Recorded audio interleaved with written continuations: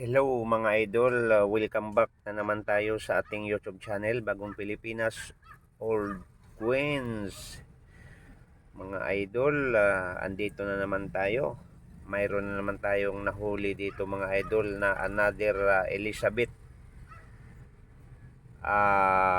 Reg FD 1999. So mga idol, ito yun si Elizabeth Dizikan, no?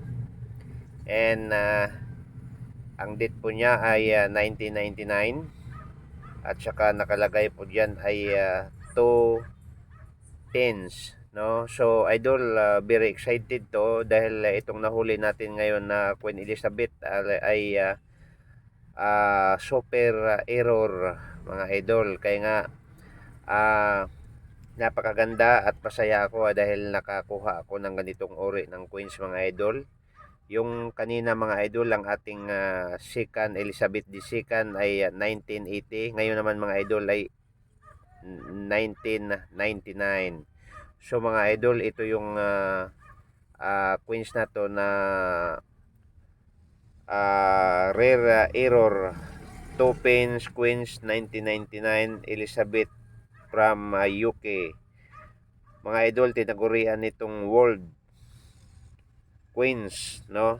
So may value sa mga idol, no?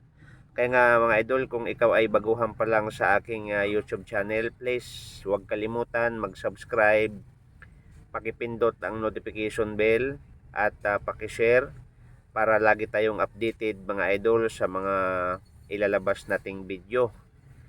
So mga idol, itong coins na to ay rare din, no? Dahil sa auction, no, marami din mga idol nakapagbenta nito ng $20,000 mga idol. Kaya nga kung mayroon ka nito, please check the wallet and i-check mo ang inyong mga lagayan o kahit siyang sulok o sa mga bowl dyan na matagal mo nang hindi ito napansin tong coins na to mga idol. So ngayon pagkakataon mo na dahil naipalabas ko ito ngayon sa aking YouTube channel. At mga idol, no, grabe itong coins na to mga idol dahil halos lahat ng mga collectors ngayon ay hinahanap itong mga coins na to dahil nawawala na sa circulation mga idol. At itong coins na to mga idol nanggagaling to sa UK, United Kingdom mga idol. At ang kanyang material mga idol, ganun din, no, bronze and copper plate steel. Yan po yung material na ginagamit niya. So ibig sabihin mga idol, hindi basta-basta tong queens na to dahil hindi siya kakalawangin. Ganyan talaga ang kulay niya, parang hugani dahil bronze, no, ang composition na ginawa niya. So ang vintage ito idol na ginawa nasa 354, no, 354 million mga idol ang ginawa nito. Kailang ito mga idol naging error yung 1999 dahil mayroon siyang error, no. Kaya nga mahal siya at hinahanap ngayon ng mga collectors. Kaya nga mga idol dyan, sa lahat ng mga taga-subaybay, no, maraming salamat sa walang sawa sa pagsuporta sa ating channel at shout out sa inyong tanan, no, sa lahat ng taga-subaybay sa aking Old Queen, Bagong Pilipinas Old Queen TV.